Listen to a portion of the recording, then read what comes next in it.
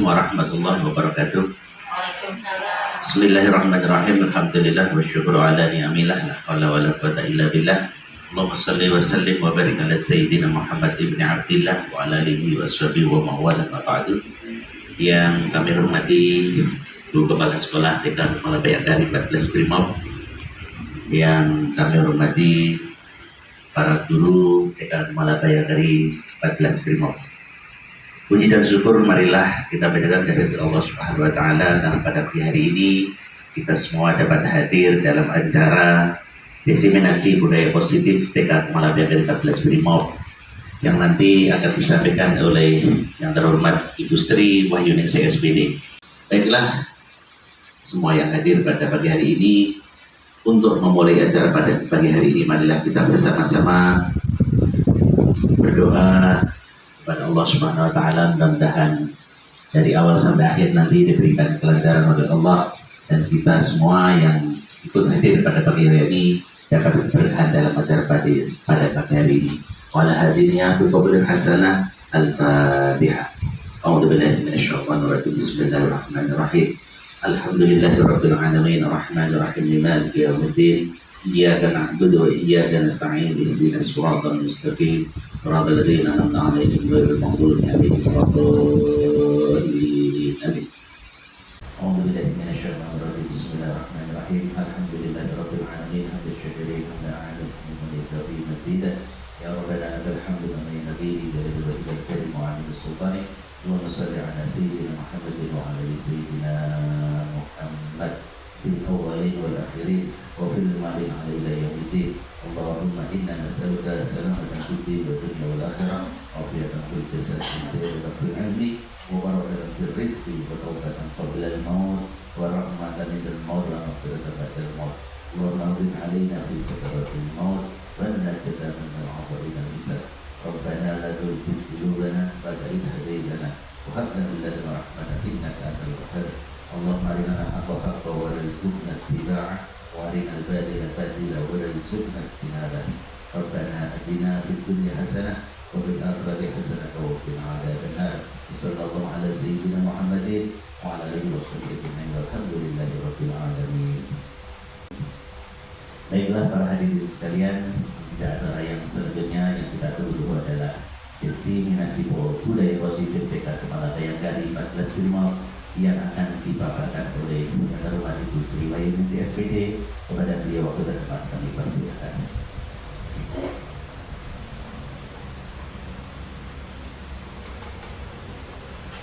Baik, terima kasih Bapak Jenat. Assalamualaikum warahmatullahi wabarakatuh. Selamat pagi dan salam bahagia untuk kita semua. Alhamdulillah pada hari ini kita diberikan kesehatan, diberikan rahmat dan hidayah dari Allah Subhanahu wa taala, sehingga kita bisa berkumpul pada hari ini dan dalam kegiatan diseminasi budaya positif, kegiatan yang mana hari ini kita meminta waktunya sedikit untuk bisa mengikuti kegiatan yang akan saya sampaikan. Saya di sini bukan sebagai orang yang sudah mengetahui apa yang saya sampaikan, hanya berbagi. Jadi kita hanya berbagi pengalaman yang sudah saya dapatkan selama pendidikan guru penggerak. Baik, Bapak dan Ibu yang ada di sini, saya sebelum memulai mungkin kita bisa ice breaking dulu ya, biar kita semangat. Jadi kita semuanya ice breaking terlebih dahulu. Berdiri apa duduk? Berdiri aja ya. Berdiri ya. Biar semangat.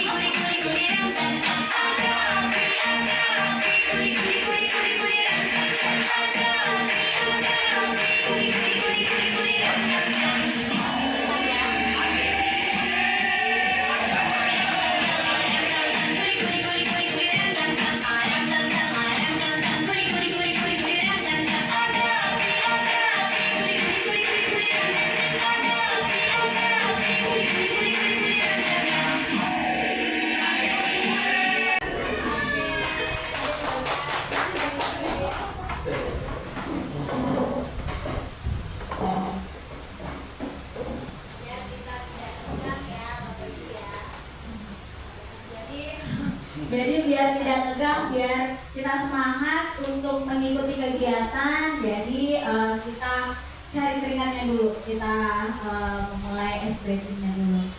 Mungkin kita bisa mulai sekarang ya. Jadi di sini saya untuk diseminasi ini yaitu menyebarkan pemahaman dan penerapan pengalaman budaya positif TK Kemala Bayangkari 14 Brimob. Jadi di sini Bapak dan Ibu mungkin sudah mengetahui atau sudah tahu tentang budaya positif di sekolah. Jadi apa itu budaya sekolah? Apakah budaya sekolah itu penting? Mengapa budaya sekolah itu penting? Nah, mungkin Bapak Ibu di sini ada yang bisa berbagi tentang budaya sekolah itu apa? Sedikit ya, budaya sekolah. Rajen.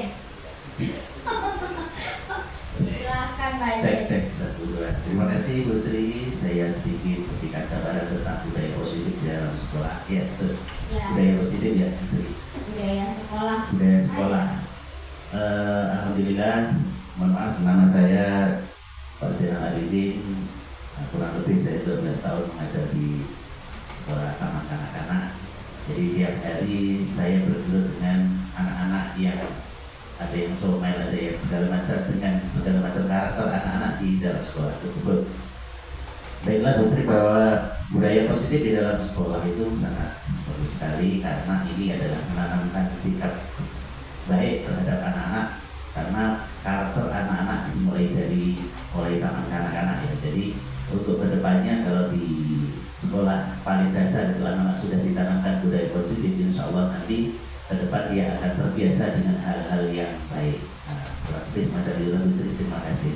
Ya, Pak Zainal, terima kasih sudah berbagi sharingnya, pengalamannya selama 12 tahun menjadi guru di TK Kemala Bayangkari. Nah, budaya sekolah itu yang mungkin selama ini kita sudah sering melakukan budaya sekolah. Jadi budaya sekolah itu adalah sistem nilai, kepercayaan, dan norma yang diterima bersama dan dilaksanakan dengan penuh kesadaran sebagai perilaku alami yang dibentuk oleh lingkungan dengan menciptakan pemahaman yang sama pada sekolah. Jadi dimulai dari hal-hal sederhana yang dilakukan secara konsisten, secara terus-menerus, yang akan menjadi kebiasaan-kebiasaan baik kita yang dapat membentuk karakter yang akan menjadi budaya positif di sekolah. Jadi untuk budaya itu sendiri sering kita lakukan yang akan menjadi identitas kita, identitas sekolah kita. Jadi budaya sekolah ini kebiasaan baik yang sudah kita lakukan, yang sering kita lakukan. Nah, itulah yang akan menjadi budaya di sekolah kita. Jadi budaya sekolah itu mungkin sudah kita laksanakan, sudah kita tahu juga sebelumnya untuk budaya sekolah itu memang sangat menyesuaikan dengan keadaan dan karakteristik sekolah kita sendiri.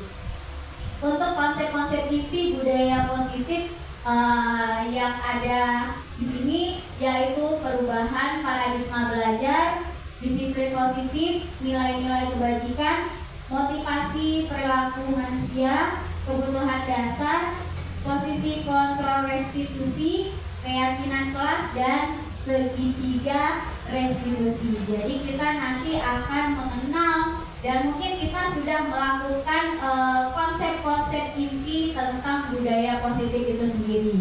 Nah, di sini yang pertama kita akan coba permainan dulu. Jadi ada satu orang nanti kita yang akan menggenggam tangannya, digenggam dengan kuat, dengan erat, dengan penuh tenaganya, sekuat tenaganya. Yang ada di sini ini sangat penting untuk kalau kita kasih nama itu A ya. Yang A ini sangat penting memegang yang ada di genggamannya. Jadi ada satu temannya lagi itu yang B. Yang B ini akan mencoba untuk membuka genggaman tangan ini dengan merayu atau menghardik atau misalnya dengan memohon atau diberi dengan godaan atau bahkan menawari dengan uang. Nah, siapa yang bisa bantu ke depan untuk 2 orang, 1 orang itu menggenggam tangannya, yang satunya lagi itu mencoba untuk membuka genggaman tangan ini. Nah, boleh Bu Eka, silahkan Bu Eka. Mungkin satu lagi dari Pak Jenan. Ya, yang genggam berarti Bu Eka. Nah, Bu Eka menggenggam pegangan yang sangat penting ini. Entah itu tentang apa, pokoknya penting sekali buat Bu Eka sehingga orang lain tidak bisa mengetahuinya. Bu Eka tidak mau membuka ini karena di dalam ini ada hal-hal yang sangat rahasia bagi Bu Eka. Nah, mungkin Pak Jena bisa melakukan dengan cara memberikan hadiah atau dengan cara memarahi sampai terbuka.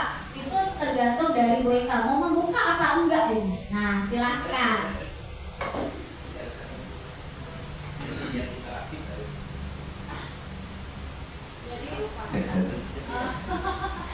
Kira-kira Bu Eka yang di bawah itu apa ya?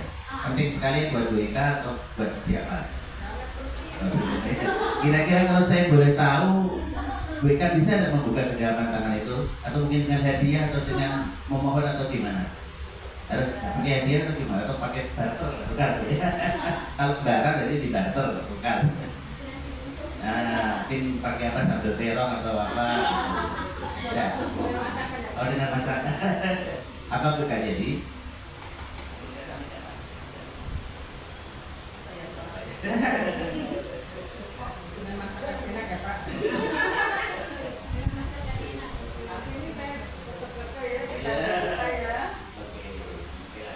Bu Eka, kita masakan yang paling enak biar mau membuka genggaman tangannya. Apa yang ada di dalam genggaman itu? Jadi semua kita tahu. Oke, silakan Bu Eka.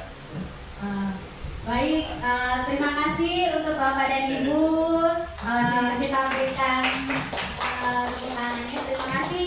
Nah, itu tadi contoh dari salah satu dari kita itu, kita punya rahasia atau kita punya komitmen. Jadi kita memegang rahasia atau komitmen ini, kita memegang dengan kuat, dengan erat. Terus ada yang mencoba merayu kita, tapi kita tadi Bu Eka tidak mau membuka ya. Nah, kita lihat di sini. Nah, itu adalah contoh dari perubahan paradigma teori kontrol yang tadi Bu Eka sebagai penggenggam yang tidak mau membuka genggamannya. Nah, itu sebenarnya itu Bu Eka berusaha mengontrol dirinya.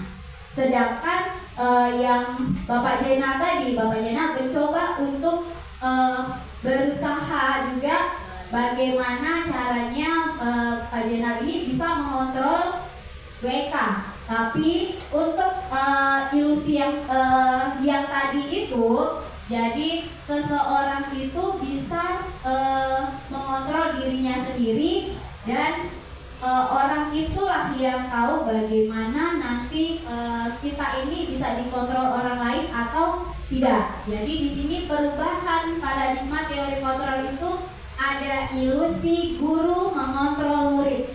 Jadi kita sebagai guru, kita itu mengontrol murid bisa dengan seperti tadi kita melakukan hal-hal yang kita inginkan, tetapi ini ada ketentuan dari anak itu sendiri.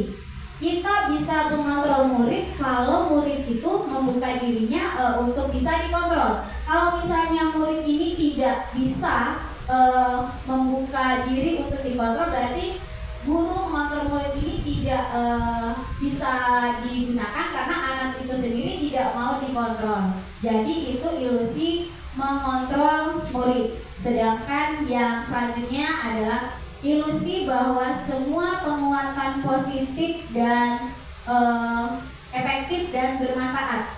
Jadi ilusi yang bahwa semua penguatan positif itu jadi dari kita memberikan penguatan positif kepada murid sehingga ada kebermanfaatan yang akan diterima oleh murid dan sehingga murid itu akan mau melakukannya karena ada penguatan positif di dalamnya. Untuk yang ilusi bahwa semua penguatan positif efektif dan bermanfaat bagi murid. Nah, selanjutnya itu ada ilusi bahwa kritik dan membuat orang merasa bersalah dapat menguatkan karakter. Jadi di sini ada kritik dan membuat merasa bersalah anak murid itu. Jadi kalau untuk kita mengontrol bahwa kritik dan membuat orang merasa bersalah dapat menguatkan karakter, anak tersebut dapat mengikuti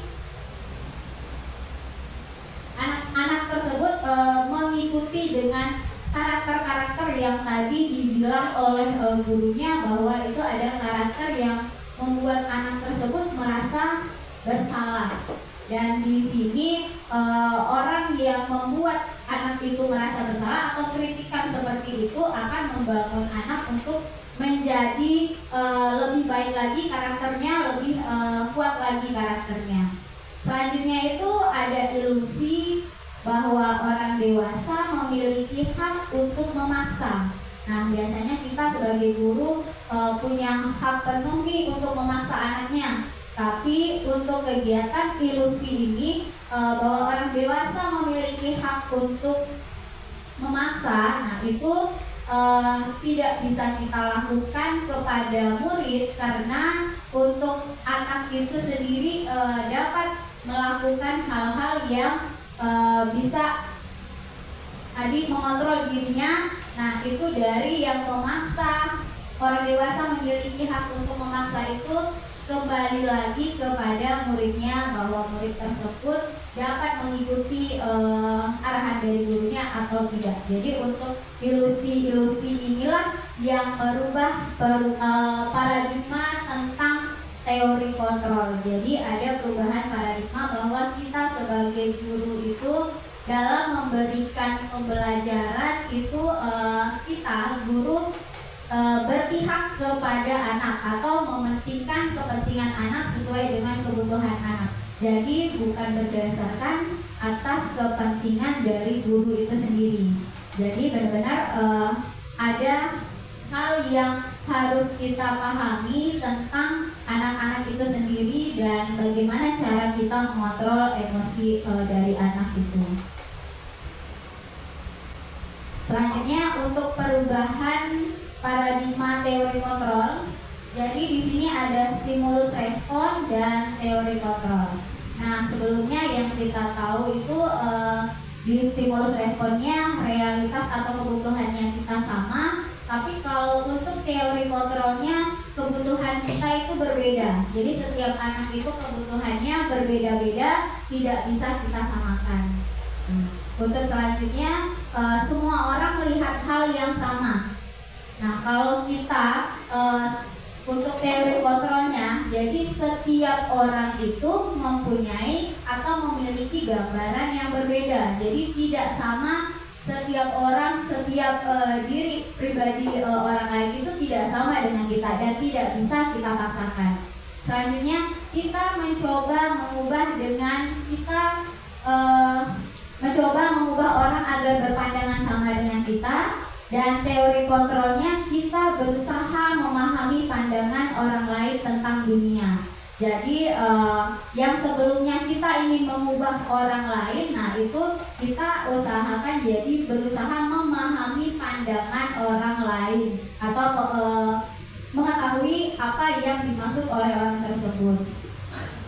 Selanjutnya juga perilaku buruk itu dilihat dari suatu kesalahan. Teori kontrolnya semua perilaku memiliki tujuan. Jadi perilaku anak itu ada tujuannya masing-masing. Setiap anak melakukan perilaku itu ada tujuan yang nantinya ingin dipahami oleh anak ini. Oh, saya inginnya seperti ini, maka perilakunya yang dilakukan itu menyesuaikan dengan tujuan yang diinginkan oleh anak tersebut.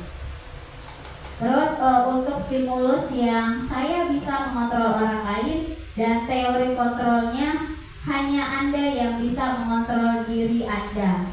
Jadi kita ini tidak bisa mengontrol orang lain. Seperti tadi, kita tidak bisa mengontrol dengan contoh penggenggaman tangan, itu kita tidak bisa mengontrol bahwa orang lain itu belum tentu bisa membuka genggaman yang tadi yang kita inginkan yang untuk dibuka, tapi kita hanya bisa mengontrol diri kita sendiri. Selanjutnya untuk pemaksaan ada pada saat bujukan gagal, dan teori kontrolnya itu kolaborasi dan menciptakan pilihan-pilihan baru. Jadi ada kolaborasi yang terjadi untuk kita mendapatkan menciptakan pilihan-pilihan baru tadi. Jadi ada kolaborasinya. Selanjutnya untuk model berpikir menang kalah, yang sebelumnya kita hanya inginnya menang kalah di stimulus respon. Untuk teori kontrolnya itu model berpikirnya menang-menang. Nah, itu mungkin yang perubahan paradigma teori kontrol yang akan atau mungkin sudah kita lakukan di saat sekarang ini, yang mana itu yang akan menjadi tujuan utama kita dalam mendidik anak-anak. Selanjutnya ini tentang disiplin positif. Jadi disiplin positif di sini mengacu pada disiplin diri yang memiliki tanggung jawab terhadap apa yang dilakukannya berdasarkan nilai-nilai yang diyakini. Jadi itu disiplin positif seperti yang tadi kita sudah ada sebelumnya, kita sudah melaksanakan disiplin positif yang mungkin di sini disiplin positif itu berasal dari bahasa Latin disiplina, yang artinya itu belajar. Nah, jadi kata disiplina itu diambil dari kata belajar. Jadi untuk disiplin yang mengacu pada diri pada disiplin diri yang memiliki tanggung jawab, nah itu semuanya merupakan salah satu cara penerapan disiplin positif bertujuan untuk menumbuhkan kesadaran dari dalam diri tanpa mengharapkan imbalan ataupun penghargaan. Jadi disiplin positif di sini kita hanya atau kita itu sebagai guru menerapkan disiplin positif kepada anak-anak yang muncul dari motivasi dirinya sendiri.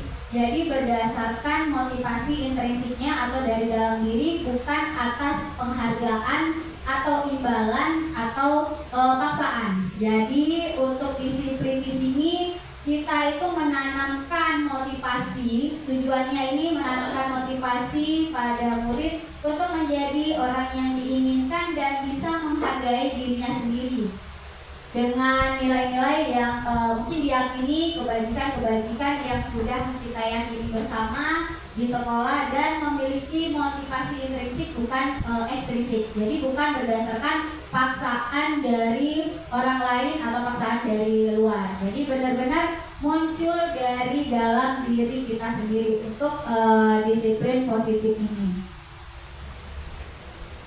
Dan nilai-nilai kebajikan universal itu nilai kebajikan yang telah kita sepakati bersama, lepas dari suku bangsa, agama, bahasa maupun latar belakangnya.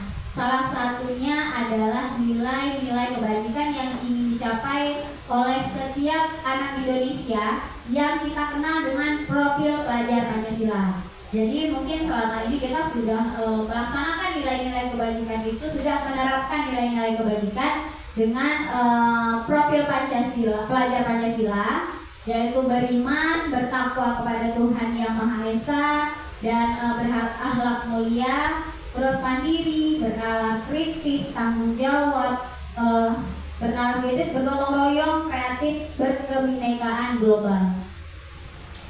Dan untuk sikapnya, kita itu memiliki rasa hormat, integritas, mandiri, menghargai, antusias, keingintahuan, kreativitas, kerjasama, percaya diri, dan komitmen. Nah, ini mungkin sikap-sikap ini yang sudah kita lakukan bersama atau sudah kita laksanakan dan kita terapkan di sekolah untuk disiplin positif yang ada di sekolah kita. Jadi sikap-sikap inilah yang akan mencerminkan nilai-nilai kebajikan universal.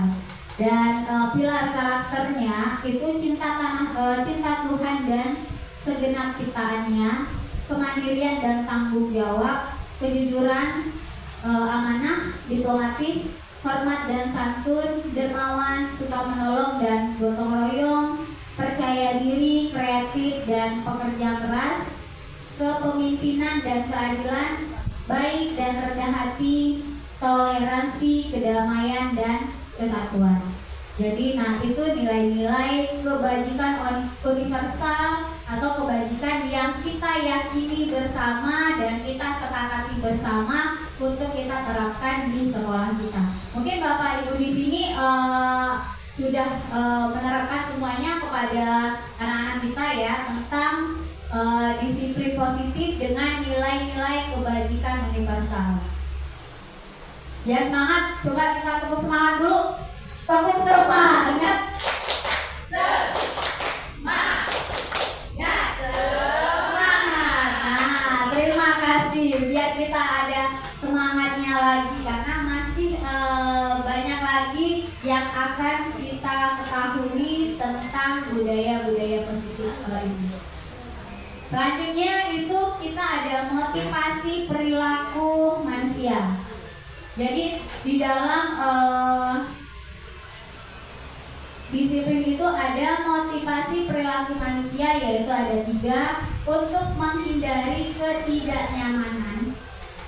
Jadi kita itu berdasarkan kalau misalnya untuk menghindari ketidaknyamanan berarti kita karena kita nggak mau nih hal-hal ini terjadi hal-hal ini berdasarkan dorongan dari luar. Kita menghindari ketidaknyamanan itu berdasarkan arahan dari luar atau berdasarkan dorongan dari luar.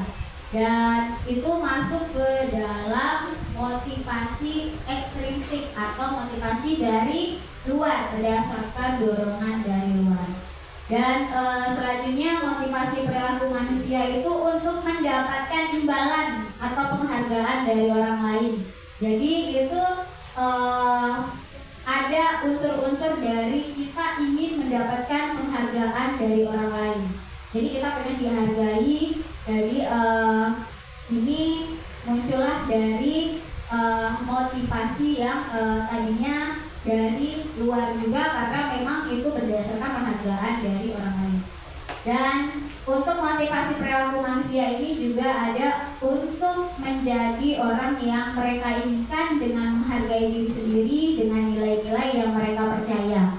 Nah ini motivasi yang muncul dari dalam diri kita sendiri. Nah motivasi perilaku manusia ini berdasarkan ketiga motivasi ini yang paling berdasarkan dari motivasi intrinsiknya dari dalam dirinya itu untuk menjadi orang yang mereka inginkan dengan menghargai diri sendiri dengan nilai-nilai yang mereka percaya, dan itu muncullah dari dalam diri kita bukan dari dorongan luar. Jadi tidak ada unsur dari paksaan dari luar untuk yang motivasi ketiganya, yang nomor 3, yang poin ketiga. Paham ya Bapak Ibu, atau ada yang kurang mengerti tentang motivasi perilaku manusia? Kalau ada yang bingung nanti boleh sambil ditanyakan. Lanjut ya. Lanjut. Oke, kebutuhan dasar manusia.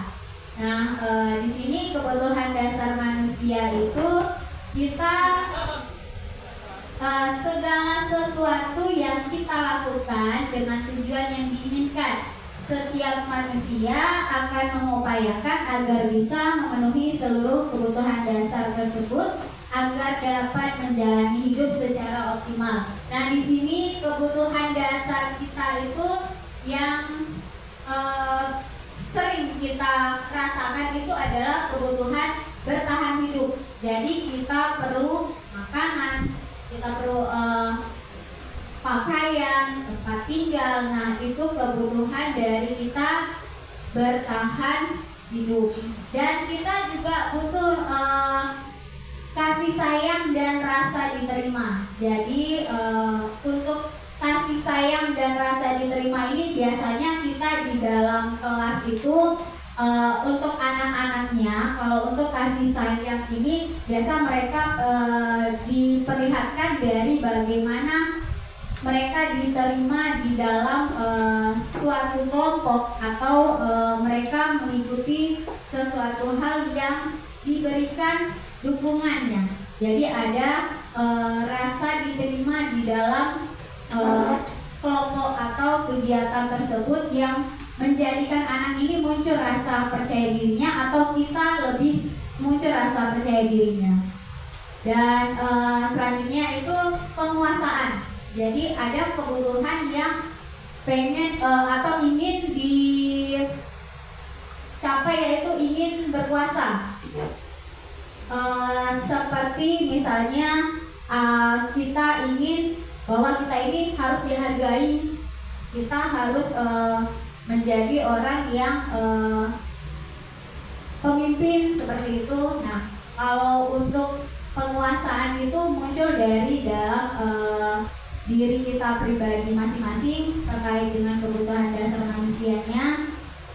Terus kita kebutuhan dasar manusia dengan diberikan kebebasan. Jadi kita ada kebebasan di dalam kebutuhan dasar manusia itu sendiri. Kita bebas dalam mungkin melakukan kegiatan, kita ingin melakukan sesuatu hal yang menurut kita itu baik untuk kita. Jadi kita punya kebebasan sendiri. Dan kita kebutuhan dasar manusia itu dari kesenangannya. Nah, jadi ada 5 kebutuhan dasar manusia ini, termasuk mulai dari bertahan hidup, kasih sayang dan rasa diterima, penguasaan, kebebasan, dan kesenangan. Jadi kita senang melakukan sesuatu itu kebutuhan dasar yang ada di diri kita manusia. Dan 5 kebutuhan dasar ini yang tadi saya sampaikan, bertahan hidup adalah kebutuhan yang bersifat fisiologis tadi.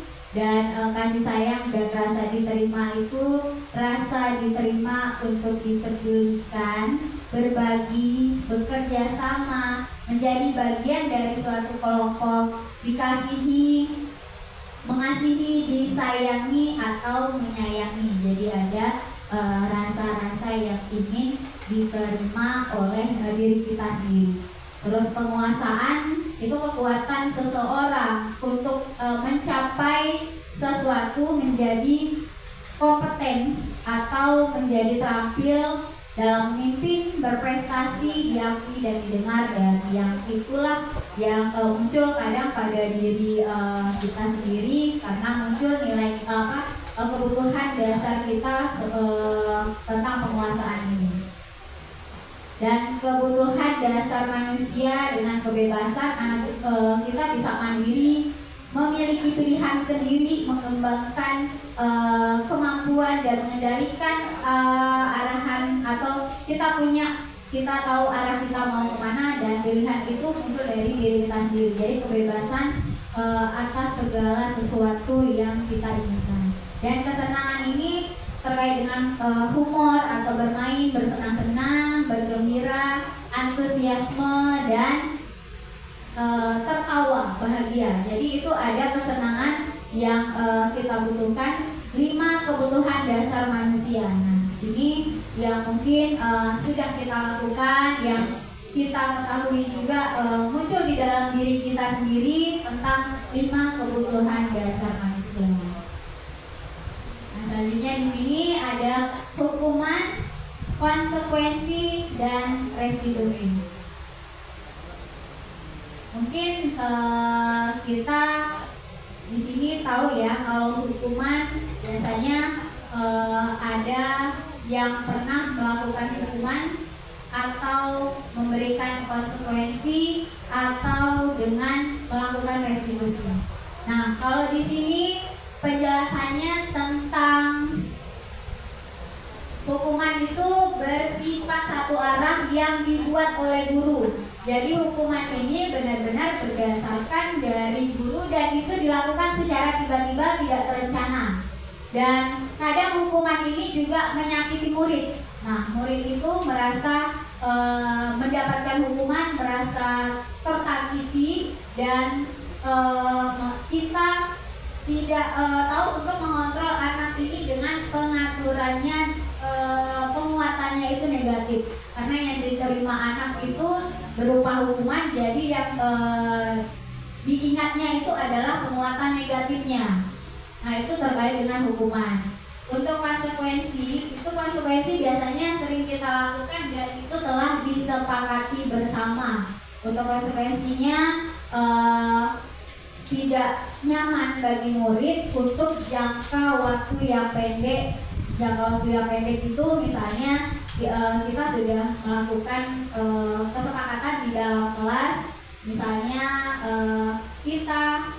kesepakatannya kita memakai pakaian itu lengkap, tetapi kadang ada yang atributnya ketinggalan atau kurang lengkap. Nah, itu ada konsekuensinya. Kita buat kesepakatan dulu. Jadi nanti kalau misalnya tidak sesuai dengan kesepakatan ini, ada konsekuensinya. Nanti kamu harus apa? Nah, itu ada ketidaknyamanan bagi murid dalam jangka waktu yang pendek. Selanjutnya kita memerlukan monitoring dan supervisi terus-menerus dari guru. Jadi untuk memberikan konsekuensi ini ada monitoringnya. Dan untuk restitusi, nah restitusi di sini adalah proses menciptakan kondisi bagi murid untuk memperbaiki kesalahan agar dapat kembali dengan karakter yang lebih kuat. Jadi murid dapat bertanggung jawab.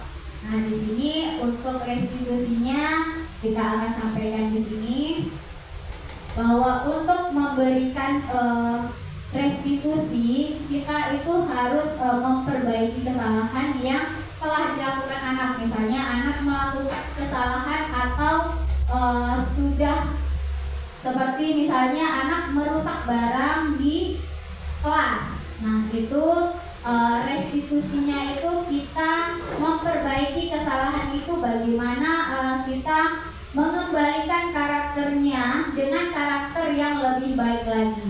Jadi karakter anak yang tadinya sebelumnya telah melakukan kesalahan, kita berikan pemahaman dan kita berikan motivasi lagi kepada anak untuk anak itu agar dapat bertanggung jawab atas kesalahannya dan dapat kembali ke kelompoknya lagi dengan kekuatan yang baru, dengan pribadi yang lebih baik lagi. Nah, itu di restitusi. Jadi ada kondisi bagi murid untuk memperbaiki kesalahannya dengan karakter yang lebih kuat lagi. Nah, untuk hukuman atau konsekuensi di sini ada contohnya. Jadi saya akan memberikan pertanyaan ini kepada Bapak dan Ibu, nanti silakan disebut ini termasuk hukuman atau konsekuensi. Siap ya? Oke, mencatat 100 kali di dalam buku kalimat saya tidak akan terlambat lagi karena saya tidak akan terlambat lagi ke sekolah. Nah, itu masuk ke dalam hukuman atau konsekuensi. Mencatat 100 catatan, mencatat 100 kalimat, saya tidak akan terlambat lagi. Jadi hukuman atau konsekuensi. Jadi itu termasuk mencatat 100 kalimat itu adalah hukuman. Karena kalau di hukuman itu ada yang anak ini merasa tersakiti. Jadi hukuman ini diberikan dengan yang seperti kalau misalnya kita memberikan kesepakatan kepada anak atau konsekuensi, biasanya kita memberikan itu kamu nanti mencatat 1 kali kalimat. Nah itu biasanya ada seperti itu, tapi tidak menyakiti anak. Kalau 100 kalimat itu ada menyakiti anak, berarti dia masuk ke dalam hukuman. Terus membersihkan coretan yang dibuatnya di meja tulis.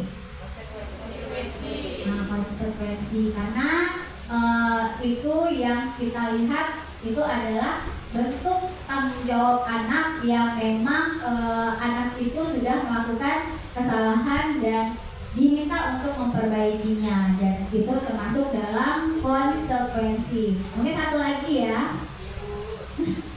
Satu lagi, berjemur di lapangan basket pukul 12 siang karena mengobrol dengan temannya. Karena ada unsur-unsur yang sakit atau menyakiti tadi. Baik, udah paham ya dengan hukuman dan konsekuensinya. Nah, di sini ada dihukum oleh penghargaan. Nah, ini yang sering kita lakukan. Kita sering memberikan penghargaan kepada anak. Nah, di sini ya boleh. Tadi kan ada konsekuensi sama hukuman ya. Kalau misalnya disuruh dia kan melakukan pelanggaran atau gimana yang misalnya tidak bawa di kota. Terus anak itu kita kasih konsekuensi atau hukuman nanti misalnya disuruh menghabiskan makanan. Nah, Menghabiskan makanan. ya. Tapi kan efek dari makanan itu dia kenyang atau mengantuk, itu masuk konsekuensi apa hukuman? Sebelumnya itu kalau konsekuensi kita sudah ada kesepakatan. Nah, itu sudah ada kesepakatan sebelumnya atau belum? Sudah misalnya. Nah, kalau sudah itu berarti masuk ke dalam konsekuensi. Nah, kalau untuk hukuman itu dia berupa tindakan yang tidak direncanakan tetapi diberikan oleh anak itu dengan menyakiti anak tersebut atau memberikan seperti efek yang memang negatif ke anaknya. Jadi kalau untuk tadi mungkin sebelumnya sudah ada kesepakatan ya. Nah, kalau misalnya kesepakatan itu sudah ada, berarti itu masuk ke dalam konsekuensinya. Hukuman ini berupa tindakan yang secara tidak terencana. Oke? Ya, kita lanjut yang dihukum oleh penghargaan. Nah, penghargaan ini kalau kita biasa lakukan kepada anak, ternyata penghargaan itu tidak efektif. Terus penghargaan merusak hubungan. Penghargaan juga mengurangi ketepatan. Penghargaan juga menurunkan kualitas, mematikan kreativitas dan menghukum. Nah, ada yang tahu kenapa penghargaan itu tidak efektif? Penghargaan itu tidak efektif karena kita memberikan penghargaan kepada anak itu akan terus-menerus melakukan kegiatan berdasarkan penghargaan itu sendiri. Jadi bukan dasar dari diri anak itu. Jadi penghargaan yang kita berikan selama ini ternyata itu memunculkan rasa-rasa yang dari luar, dari dalam diri anak, yang muncullah tadi penghargaan itu menjadi tidak efektif karena bukan dari dalam diri anak tapi berdasarkan penghargaan atau imbalan. Nah, kenapa penghargaan itu tidak efektif? Nah, karena itu tadi, dan penghargaan bisa merusak hubungan. Kalau misalnya kita memberikan penghargaan kepada satu teman dan teman yang lain kita tidak berikan, jadi ada rasa iri, rasa cemburu. Nah, itu yang akan membuat hubungan itu menjadi tidak baik. Terus penghargaan mengurangi ketepatan. Kadang kita memberikan penghargaan itu bukan untuk yang anak tersebut, terkadang yang dianggap oleh anak itu penghargaan ini untuk mereka. Kita misalnya sudah menang Bu, kita sudah atau apa sudah berusaha, tapi ada nilai-nilai yang memang tidak masuk di dalam penghargaan itu sendiri. Jadi kita dihukum dengan penghargaan itu. Terus penghargaan menurunkan kualitas. Tadinya yang kita anak ini atau kita sudah melakukan kegiatan yang menurut kita sudah benar, atau kegiatan itu sendiri sudah kita lakukan berdasarkan motivasi dari diri, karena dari penghargaan itu sendiri jadi ada rasa anak ini tidak mau lebih baik lagi karena penghargaan itu tadi. Jadi kayak misalnya kita melihat teman lain itu diberi penghargaan, kita melihat dengan penghargaan itu berarti saya tidak akan melakukan itu karena saya takutnya saya tidak mendapatkan penghargaan itu. Jadi lebih menurunkan kualitasnya, yang tadi anak itu bisa melakukannya menjadi tidak dilakukan karena tadi ada penghargaan itu. Terus mematikan kreativitas tadi sama dengan kita mengajak untuk anak itu tidak kreatif.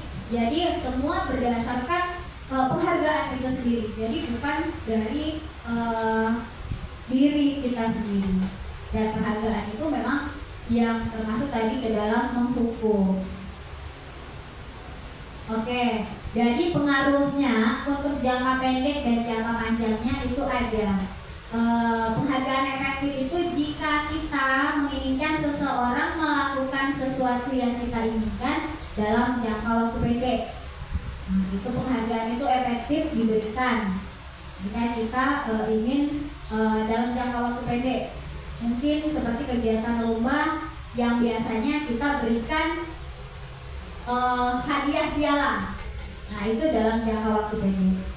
Terus jika kita menggunakan penghargaan lagi dan lagi, maka orang tersebut akan bergantung pada penghargaan yang diberikan serta kehilangan motivasi dari dalam.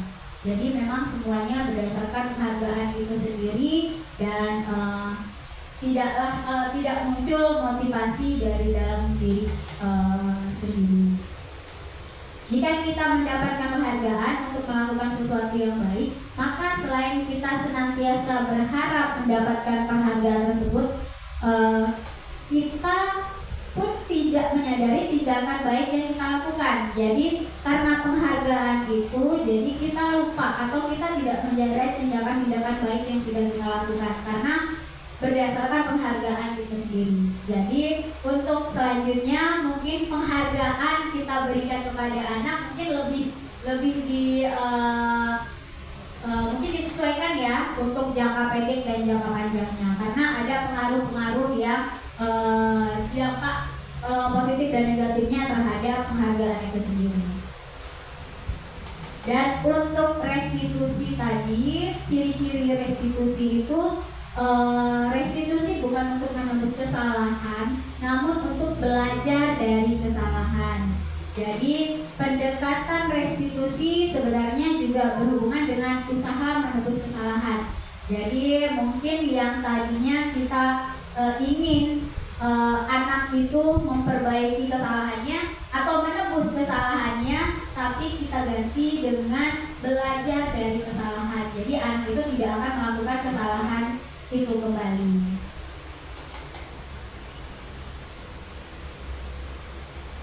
Oke, restitusi di sini dapat memperbaiki hubungan. Proses ini menciptakan kondisi yang aman bagi murid untuk menjadi jujur pada diri mereka sendiri dan mengevaluasi dampak dari tindakan mereka pada orang lain. Ketika proses pemulihan dan evaluasi diri telah selesai, mereka bisa berpikir tentang apa yang dilakukan untuk menebus kesalahan mereka pada orang yang menjadi korbannya.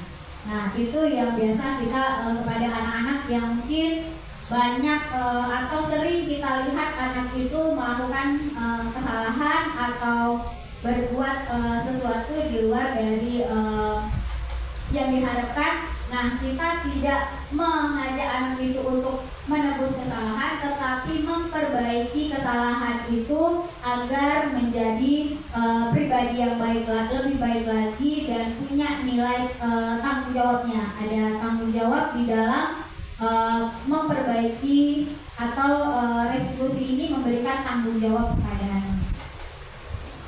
Restitusi ini adalah tawaran, bukan paksaan. Jadi mungkin dari guru-guru untuk menciptakan kondisi yang membuat anak bersedia menyelesaikan masalah dan berbuat lebih baik lagi dengan berkata, tidak apa-apa kok, berbuat salah itu manusiawi. Jadi pembicaraan ini biasanya bersifat tawaran ya. Jadi bukan kita paksa anaknya. Jadi kita ada bahasa yang tidak apa-apa kok, berbuat salah itu manusiawi, tapi kita berikan penguatan kembali bagaimana anak itu menghindari atau tidak melakukan hal yang sama lagi. Jadi bisa kita sampaikan bahwa kamu harus lakukan ini. Kalau misalnya yang seperti ini pembicaraan yang seperti ini pembicaraan kamu harus lakukan ini, kalau tidak maka itu bukan restitusi. Nah, kalau restitusi itu tidak ada unsur paksaan. Jadi untuk restitusi yang biasa kita kasus-kasus pada anak itu sering terjadi dan kita bisa menggunakan restitusi itu sendiri.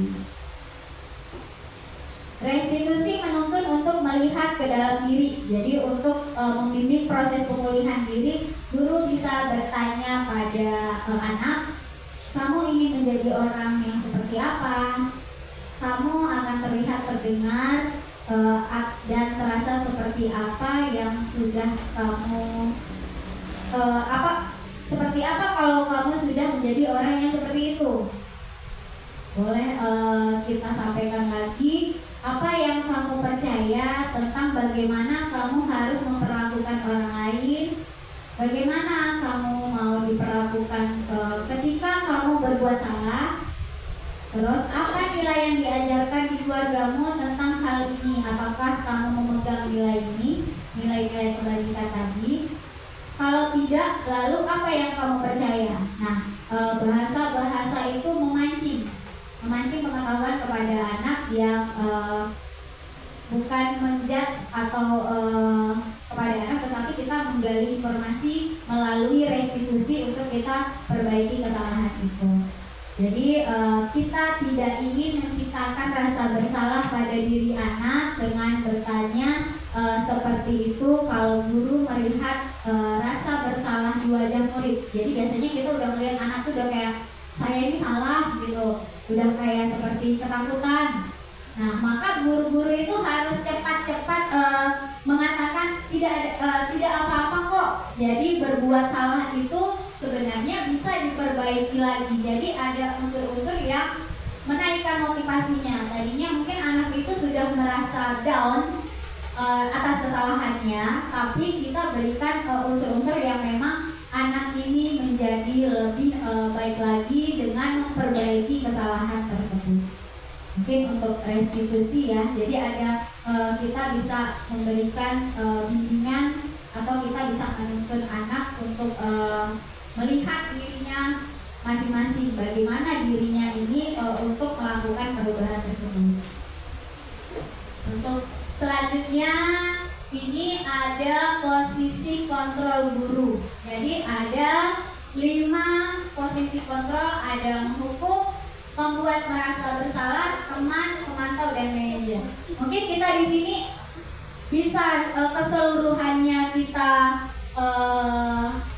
rasakan atau hanya salah satu. Mungkin dari Bapak Ibu ada yang dirinya itu sebagai penghukum, ada yang membuat merasa bersalah, teman, pemantau, dan manajer. Mungkin kalau di posisi kontrol ini yang sering dilakukan sebelumnya biasanya itu penghukum, karena mungkin sebelumnya ada yang melakukan hukuman kepada anak, dan ada yang membuat merasa bersalah, sering bikin anaknya itu merasa bersalah. Kamu sudah sudah melakukan ini. Jadi ibu kecewa sama kamu kayak gitu kan. Jadi ada unsur-unsur yang sering memancing anak itu merasa bersalah. Dan ada guru yang menjadi temannya, merasa bahwa dirinya itu teman, sebagai teman. Ada yang sebagai pemantau dan manajer. Mungkin di dirinya Ibu Eka seperti apa? Posisi yang ada di Ibu Eka sebagai teman. Teman ya. Baik, kita lihat di sini.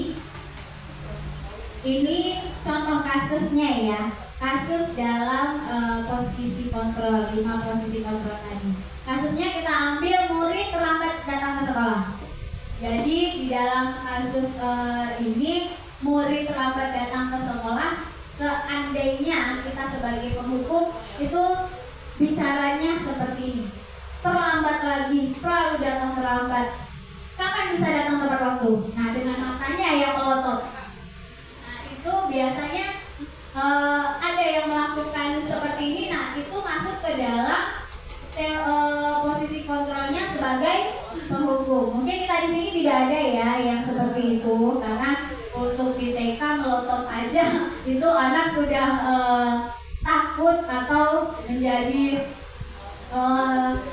merasa kurang percaya diri karena dengan bahasa-bahasa yang keras atau bahasa tubuh yang kurang disukai oleh anak. Jadi itu ciri-ciri penghukum ya. Terus untuk pembuat merasa bersalah, biasanya kamu ini bagaimana ya? Kamu sudah berjanji dengan ibu tidak terlambat lagi. Kamu kenapa ya? Senang sekali mengecewakan ibu. Jadi anak itu merasa bersalah, merasa melakukan kesalahan. Nah, itulah guru yang mempunyai posisi kontrolnya itu ada di pembuat merasa bersalah. Biasanya ada bahasa yang seperti ini, kita pernah mengucapkan bahasa-bahasa seperti itu. Nah, itu ada di posisi kontrol pembuat merasa bersalah. Mungkin di diri kita ada ya. Ada. Terus posisi teman yang tadi Bu Eka bilang ya. Ayolah, kalau di kasus terlambat tadi ya, ayolah bagaimana sih kamu, kemarin kamu sudah janji kepada ibu, kamu kenapa masih terlambat lagi? Ya sudah, duduk dulu sana, tidak diulangi lagi ya. Jadi ada bahasa yang mungkin lembut kepada anak, lembut tetapi itu ada di posisi teman itu tadi ya. Mungkin nanti saya sampaikan apa efek-efeknya dari posisi ini. Terus untuk pemantau. Dan untuk teman tadi, yang teman ya, untuk teman itu misalnya kita menggunakan bahasa-bahasa kita posisinya sebagai teman, anak itu akan tergantung kepada kita. Jadi misalnya Bu Eka ini lagi tidak masuk ke sekolah, mungkin lagi ada urusan di luar atau mungkin lagi sakit, jadi digantikan oleh guru lain dan anak ini sudah terbiasa dengan Ibu Eka. Jadi sudah tahu dengan Bu Eka dan penanganannya dengan Bu Eka itu seperti apa. Nah, giliran guru lain itu masuk, anak itu tidak bisa beradaptasi dengan guru tersebut karena kita menanamkan nilai tadi, nilai teman. Jadi anak itu susah untuk menerima karena anak tersebut akan tergantung. Jadi anak itu tergantung kepada kita dengan posisi kita sebagai teman tadi. Anak itu tergantung. Jadi kalau kita tidak ada, anak itu tidak mau mengikuti apa yang kita sampaikan. Jadi hanya berdasarkan kepada diri seseorang saja atau satu guru saja, tapi bukan untuk keseluruhan guru. Jadi ada nilai mungkin untuk yang negatifnya ya. Terus untuk pemantau dengan bahasa seperti ini. Kamu sudah melanggar peraturan sekolah. Kamu tahu konsekuensinya. Nanti jam istirahat kamu tinggal di kelas untuk menyelesaikan tugas yang tertinggal. Ibu tunggu. Jadi bahasa pemantau ini, kalau untuk menjadi pemantau ini biasanya itu lebih datar. Jadi hanya mengikuti arahan dan ada pemberian konsekuensi di sini.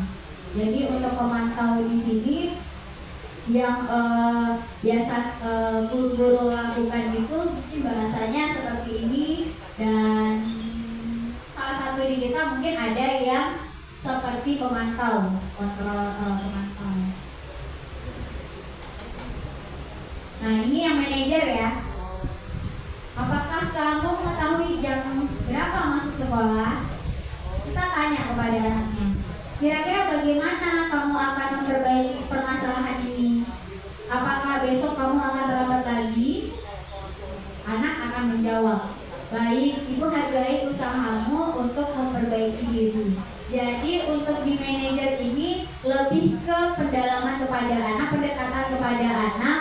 Jadi anak itu akan merasa apa yang dilakukannya itu yang akan diperbaikinya untuk kedepannya. Kemudian jadi untuk yang selanjutnya itu kita berada di posisi manajer. Jadi posisi manajer itu merupakan posisi yang ideal bagi guru, karena guru dapat membimbing dan memberikan tanggung jawab pada murid untuk mencari jalan keluar permasalahannya. Jadi posisi yang terbaik itu adalah posisi manajer. Jadi kita sebagai guru mampu untuk menerapkan posisi manajer di kelas kepada anak-anak kita, agar anak tersebut muncul di tanggung jawabnya, mandirinya, jadi dapat mencari jalan keluar dari permasalahan yang ada. Untuk posisi kontrolnya terkait dengan kasus murid terlambat datang ke sekolah, mungkin ada yang bingung? Udah? Lanjut ya, dengan keyakinan kelas. Jadi di keyakinan kelas ini, mengapa keyakinan kelas, mengapa bukan peraturan kelas? Ada yang tahu?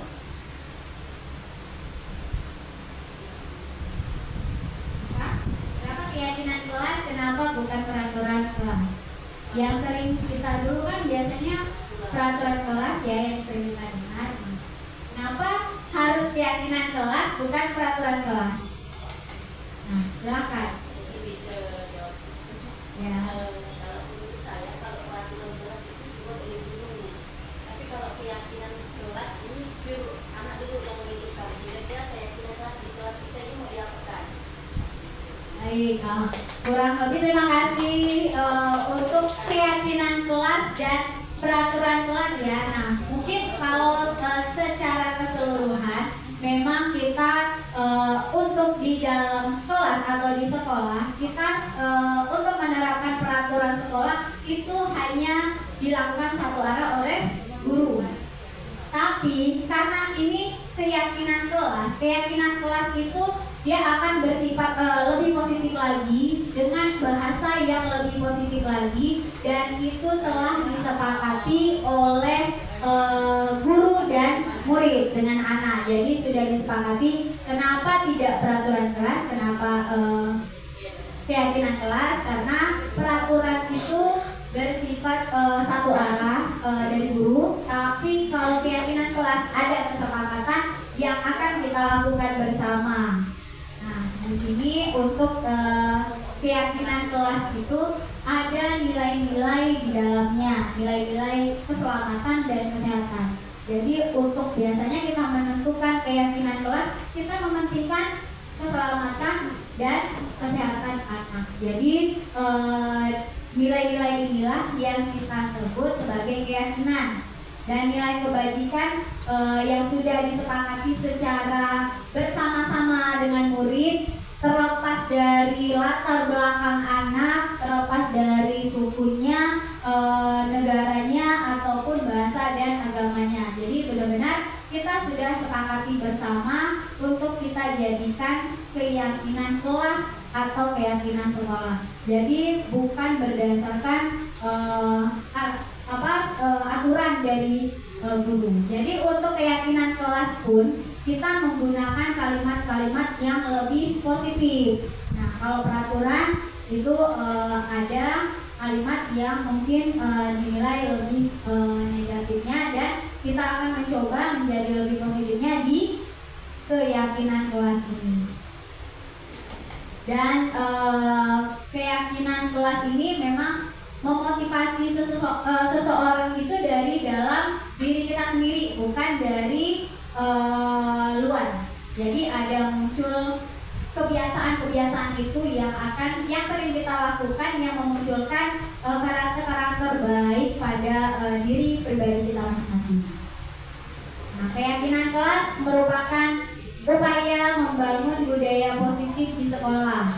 Jadi keyakinan kelas itu sangat penting bagi kita, karena keyakinan kelas itu telah kita sepakati bersama dengan anak atau dengan murid, dan yang akan menjadi budaya-budaya positif kita di sekolah. Jadi keyakinan kelas itu sangat penting sekali kita buat atau kita sampaikan bersama anak-anak, dan kita sepakati bersama murid kita, dan kemudian kita lakukan secara bersama berdasarkan nilai-nilai kebajikan dan berpihak pada murid. Jadi bukan atas kepentingan guru. Jadi memang benar-benar berdasarkan keberpihakan kita kepada murid, yang diharapkan mampu mewujudkan tujuan pendidikan yang berorientasi pada profil pelajar Pancasila.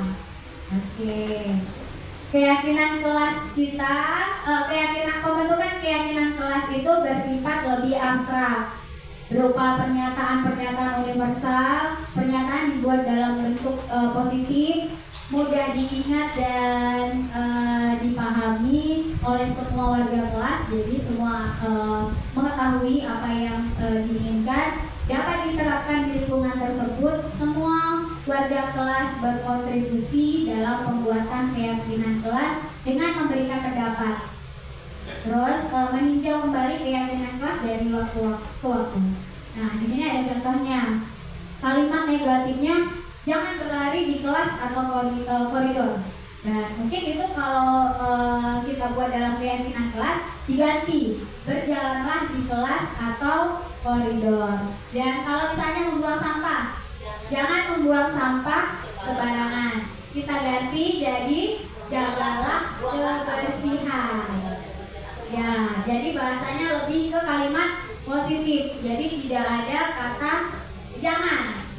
Ya, kita buat ke kalimat yang lebih positifnya. Nah, itu boleh kita bikin peraturan itu kita tempel di kelas dengan gambar-gambar yang biasa menjadi pahami anak apa yang harus dilakukan ini.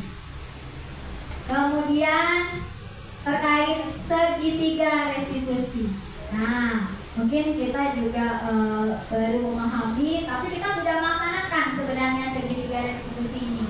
Jadi segitiga restitusi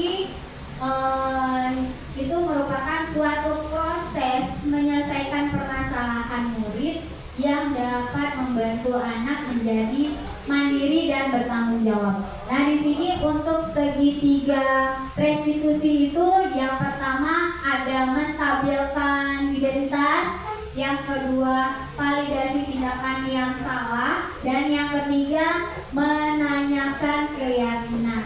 Bagaimana kita menerapkan itu? Bisa dilihat di sini dalam menstabilkan identitas itu, kita itu mengubah identitas anak dari orang yang gagal karena pernah melakukan kesalahan menjadi orang yang sukses. Misalnya dengan kata-kata berbuat salah itu tidak apa-apa, tidak ada manusia yang sempurna. Saya, ibu juga pernah melakukan kesalahan seperti itu. Kita bisa menyelesaikan masalah ini. Kamu berhak merasa begitu. Jadi ada bahasa-bahasa yang menguatkan, bahasa-bahasa positif yang menguatkan anak untuk menjadi lebih baik lagi, termotivasi lagi. Itu terkait dengan menstabilkan identitas. Jadi dalam melakukan segitiga restitusi yang pertama itu kita melakukan atau menstabilkan identitasnya. Selanjutnya validasi tindakan yang salah. Jadi kita memahami kebutuhan dasar apa yang mendasari sebuah tindakannya. Dengan mungkin kalimat-kalimat seperti ini. Ciri-cirinya itu dengan kalimat yang padahal kamu bisa melakukan yang lebih buruk dari ini ya. Nah itu kita memvalidasi. Kamu pasti punya alasan mengapa melakukan hal itu. Kamu patut bangga pada dirimu sendiri karena kamu telah melindungi sesuatu yang penting buatmu. Kamu boleh mempertahankan sikap itu, tapi kamu harus menambahkan sikap-sikap yang baru.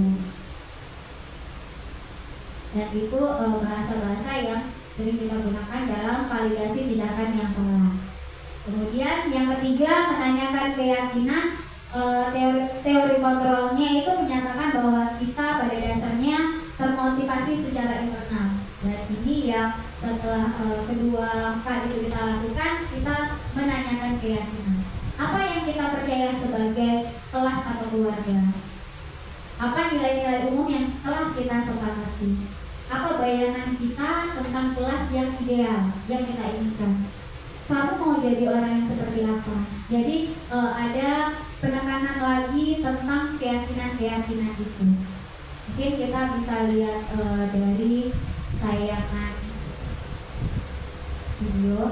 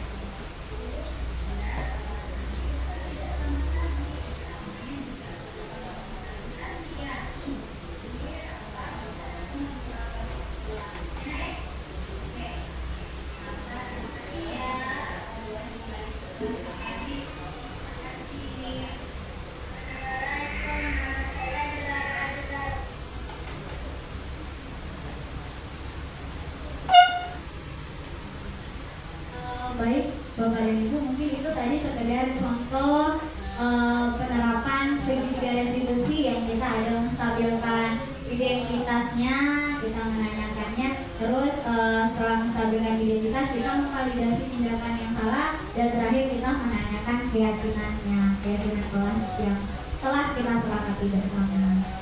Jadi mungkin untuk segitiga restitusi bisa kita terapkan pada kasus-kasus anak yang mempunyai permasalahan-permasalahan yang ada di sekolah kita. Ada yang ingin sharing atau berbagi?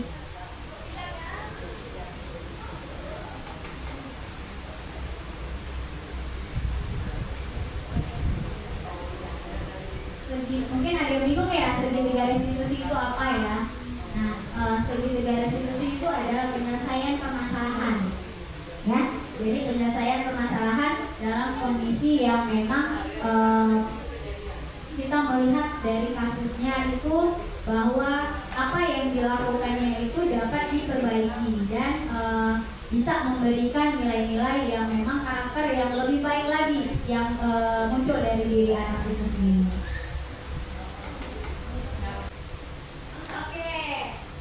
Lanjut. Alhamdulillah.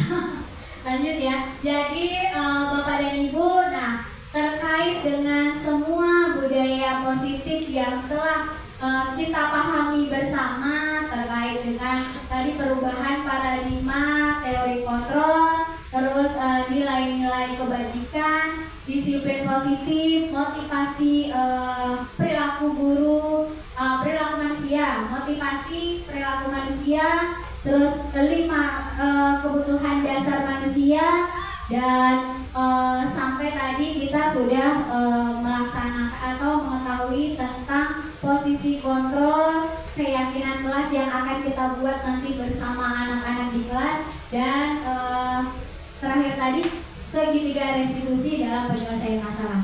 Nah, di sini saya akan menyampaikan kembali bahwa standar pendidikan nasional itu dalam rangka menciptakan lingkungan yang positif, maka setiap warga sekolah dan pemangku kepentingan perlu saling mendukung, menghayati dan menerapkan nilai-nilai kebajikan yang telah disepakati bersama untuk dapat menerapkan tujuan mulia tersebut. Maka seorang pemimpin pembelajaran perlu berjiwa kepemimpinan sehingga dapat mengembangkan sekolah dengan baik agar terwujud suatu budaya sekolah yang positif sesuai dengan standar kompetensi pengelolaan yang telah ditetapkan. Jadi kita bisa melakukan perubahan-perubahan dari sekarang terkait dengan budaya-budaya positif yang mungkin telah kita lakukan bersama dan akan kita perbaiki lagi bersama. Mungkin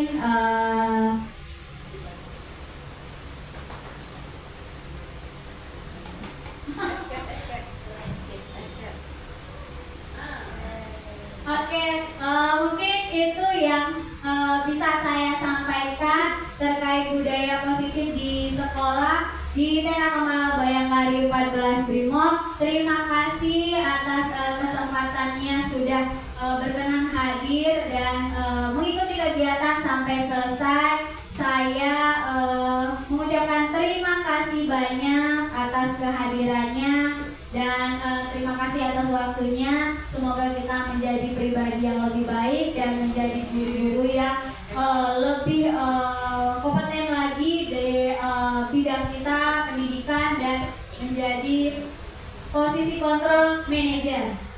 Sekian dari saya, mohon maaf mungkin atas pertanyaan